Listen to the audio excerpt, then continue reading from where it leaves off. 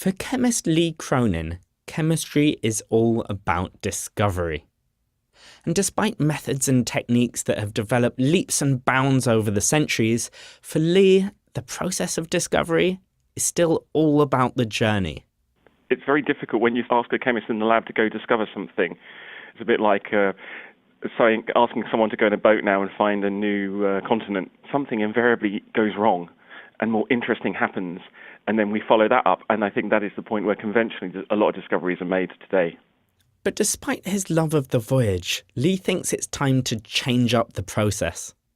Not the aspect that relies on some magical combination of luck and intuition, but exactly how the search is carried out. Lee wants to automate the quest for new reactions.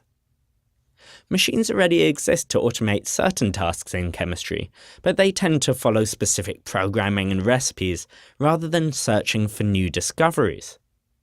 There have also been attempts to aid discovery with machine learning, where a computer is trained with data and learns how reactions might operate.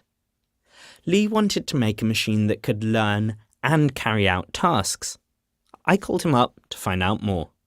So what we've tried to do is use machine learning to classify whether the outcome of a reaction, that is when you mix two chemicals together, is whether something has happened or not.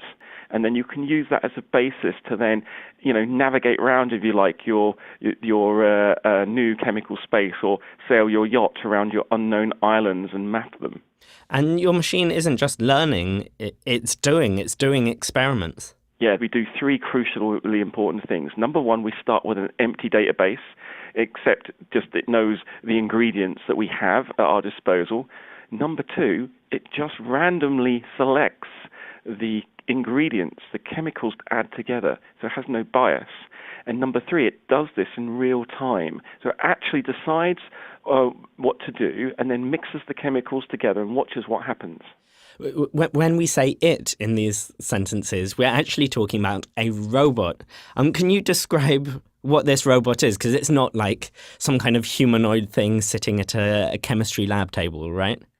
No, but actually it does things very similar to what a humanoid would do or a human being would do at the chemistry lab table. And a chemist would typically mix chemicals together in a round-bottom flask and put on a stirrer and heat it up, and that's what this robot does.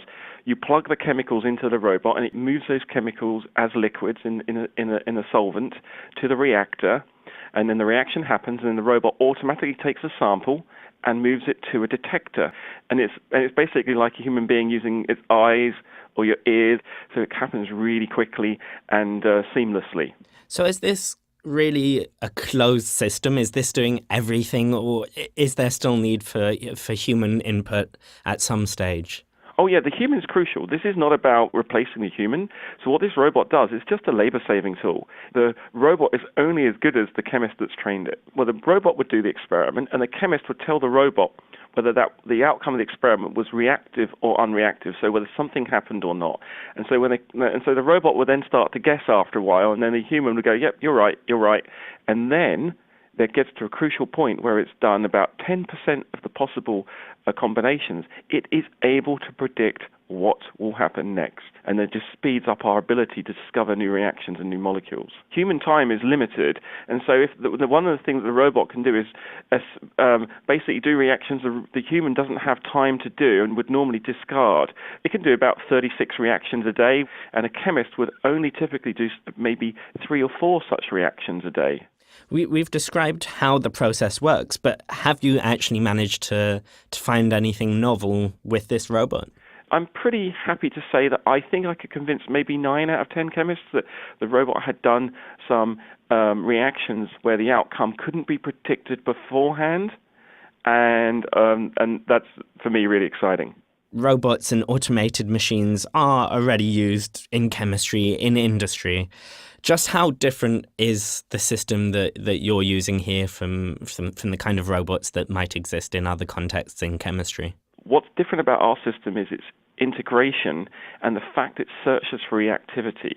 What we're doing is actually quite unusual in that it basically is able to search without any target in mind, and then what we needed to make sure we were doing, not just having new sensors and not having any target, but actually having machine learning to actually correctly search those reagent or ingredient combinations.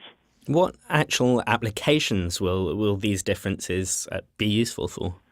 Oh, we're really excited because we think that this, in terms of discovery science, anything where you need new molecules, so new drugs, new dyes, drug delivery systems, new materials.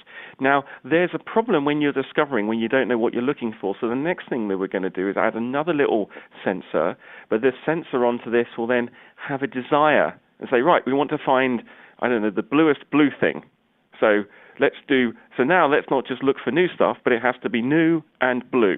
And personally, what are you most excited about the opportunities that having this integrated robot system could open up? Well, I'm hoping that what we will do is it will tell us more about the laws of chemistry and allow us to discover molecules that we just wouldn't have access to using our existing knowledge. I kind of liken a bit like to writing poetry.